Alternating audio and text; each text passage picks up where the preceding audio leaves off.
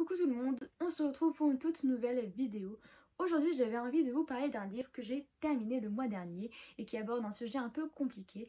Il s'agit des relations toxiques et en particulier des relations toxiques au sein de la famille. Donc le livre, il s'agit de Je te plumerai la tête de Claire Mazard, une auteure française que d'ailleurs j'ai eu la chance de pouvoir rencontrer au sein du livre de Montreuil. Donc petite dédicace, voilà, très contente. Donc pour tous ceux qui voudraient se procurer le livre, il s'agit d'un livre au grand format sorti aux éditions Syros qui coûte 17,95 €. Donc le livre fait environ 450 pages, mais vous en faites pas, c'est écrit en assez gros je trouve. Il y a énormément de zones de blanc, ce qui fait que l'histoire se lit très rapidement. Surtout que le style de l'auteur est vraiment très cool, donc vous en faites pas. Bref, c'est une histoire qui m'a énormément plu parce que, comme je vous l'ai dit, le sujet est très intéressant et c'est un sujet dont on entend énormément parler, les relations toxiques. Mais ça nous permet un peu de nous placer à la place de la victime et de comprendre pourquoi certaines personnes ne prennent pas la décision de partir et pourquoi il est difficile pour ces personnes de s'en aller.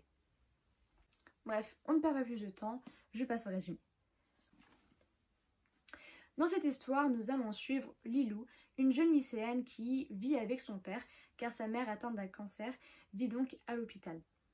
Elle a une relation très fusionnelle avec son père, un père qui à première vue paraît idéal, parfait. Elle l'appelle Papalou et c'est un homme qui passe énormément de temps avec elle et bref.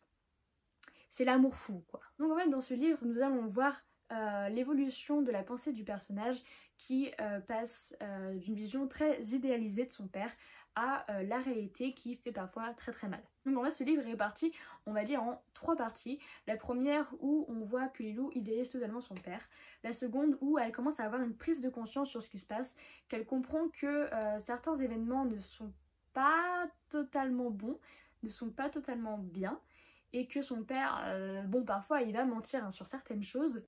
Et dans la 3e partie, c'est la prise de conscience, la prise de décision. Lilou se rend compte que son père n'est pas du tout celui qu'il prétend être et elle va décider de s'en aller. Ce que je vous raconte, ce n'est pas un spoil, il faut plutôt voir l'histoire comme une manière d'analyser le comportement du personnage et de comprendre pourquoi les victimes prennent du temps à partir, pourquoi les victimes ont du mal à se détacher de ces personnes toxiques, perverses pour elles et qui les empêchent au final de vivre. En fait, dans cette histoire, on va voir à quel point il est difficile pour Lilou de quitter son père parce que c'est un homme qu'elle a toujours aimé, qui a toujours été là pour elle et qui se montre être le père parfait, donc elle ne comprend pas pourquoi il est si néfaste pour elle. Donc dans la première partie, nous allons voir que Lilou passe énormément de temps avec son père. Son père va par moment lui demander de venir directement à la maison dès qu'elle a terminé les cours, quitte à ce qu'elle ne passe pas de temps avec ses amis. Ils vont passer énormément de temps ensemble, bon du coup voilà, assez basique. Sauf que au début on va voir déjà que son père fait quelques mensonges, on ne sait pas trop pourquoi, il ment à Lilou et c'est des petits mensonges par-ci par-là qu'elle va réussir à déceler et elle va se demander mais pourquoi mon père me ment et il m'a toujours promis qu'on se dirait la vérité, je ne comprends pas. Donc c'est une période qui va être très longue et ses amis, bon, ils vont commencer à lui en parler également en disant oui, ton père, ta relation avec lui, elle est un peu spéciale. Bon, nous, c'est pas vraiment l'homme idéal. Bref, face à ça, elle ne comprend pas du tout pourquoi ses amis pensent ça, elle risque de s'énerver et bref, voilà. Dans la seconde partie, on voit que Lilou commence à aller au-delà. Elle va braver les interdictions de son père.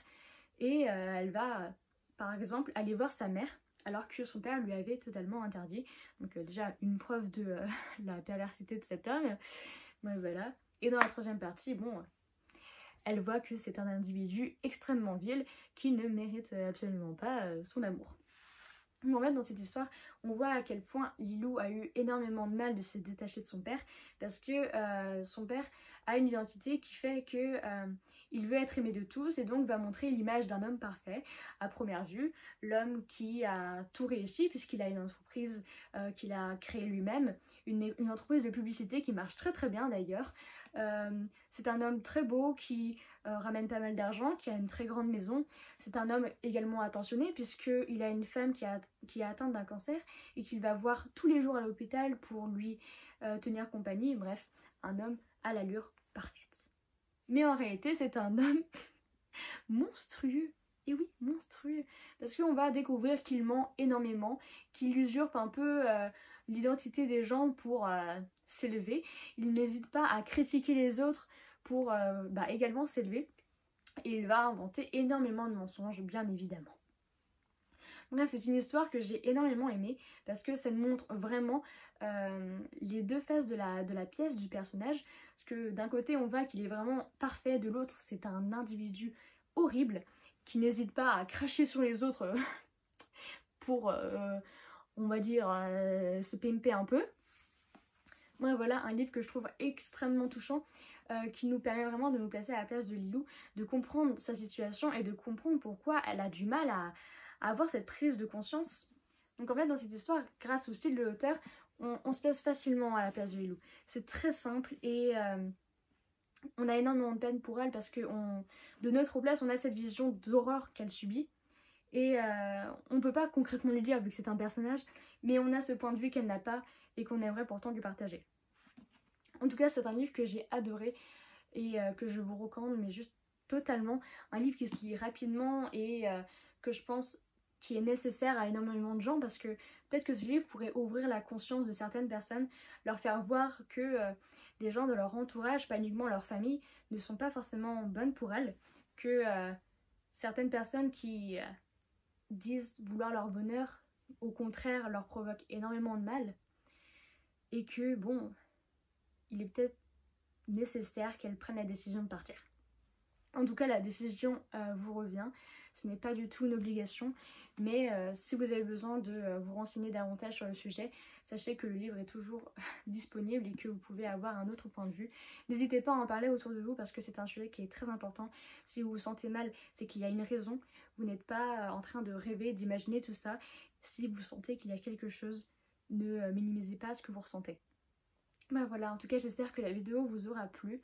Ça m'a fait plaisir de pouvoir vous parler de ce livre parce que je trouve que c'est un livre très très important qui parle d'un sujet très intéressant mais en même temps beaucoup trop actuel, dans le sens où de plus en plus de personnes vivent ce genre de relation et ne sont pas conscientes de ça.